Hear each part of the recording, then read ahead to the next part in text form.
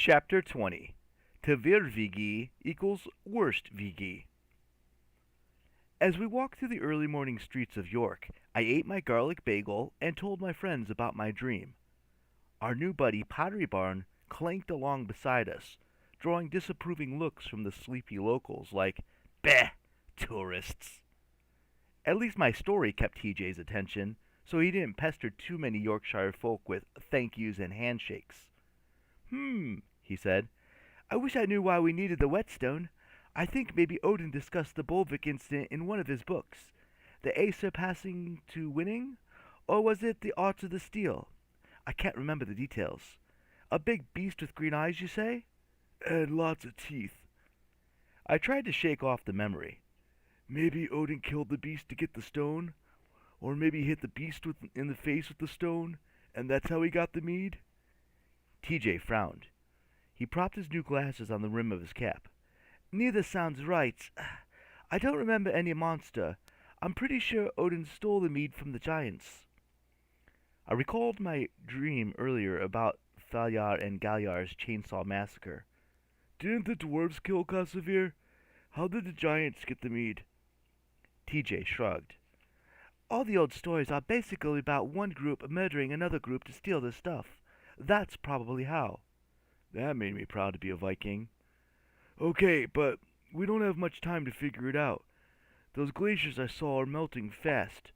Midsummer is in like 12 days now, but I think Loki's ship will be able to sail long before that. Guys, Alex said, how about this? First we beat the giants, then we talk about our next impossible task. Well, that sounded sensible enough. Though I suspected Alex just wanted me to shut up so I wouldn't breathe more garlic in her direction. Anyone know where we're going? I asked.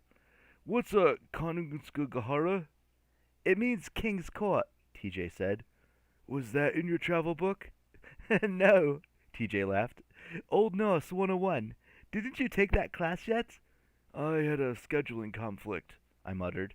Well, this is England. There's got to be a king with a court around here somewhere. Alex stopped at the crossroads. She pointed to one of the signs. What about King Square? Will that do? Pottery Barn seemed to think so.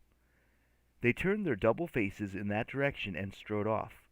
We followed, since it would have been irresponsible to let an 8-foot-tall pile of ceramics walk through the town unaccompanied. We found the place. Hooray! King Square was not a square. It wasn't very kingly. The streets made a Y around a triangular park paved in gray slate, with some scrubby trees and a couple of park benches. The surrounding buildings were dark. The storefront shuttered. The only soul in sight was the giant Hrungnir, his boots planted on either side of a pharmacy named, appropriately enough, Boots. The giant was dressed in his same quilted armor, his shaggy limestone beard freshly avalanched, his amber eyes bright with that can't-wait-to-kill-you gleam. His maul stood upright beside him, like the world's largest Festivus pole. When Hrungnir saw us, his mouth split into a grin that would have made masons and bricklayers' hearts flutter.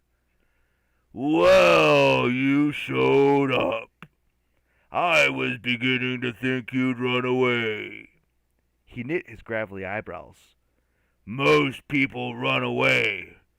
It's very annoying. Can't imagine why, I said. Hrungnir nodded at Pottery Barn. That's your ceramic second, eh? Does it look like much? Just you wait, Alex promised. I look forward to it, the giant boomed. I love killing people here. You know, long ago... He gestured towards a nearby pub. The Norse king of Jorvik court stood right there. And where you're standing, the Christians had a church. See? You're walking on somebody's grave. Sure enough, the slab of slate under my feet was etched with a name and dates too faded to read. The whole square was paved with tombstones, maybe from the floor of the old church.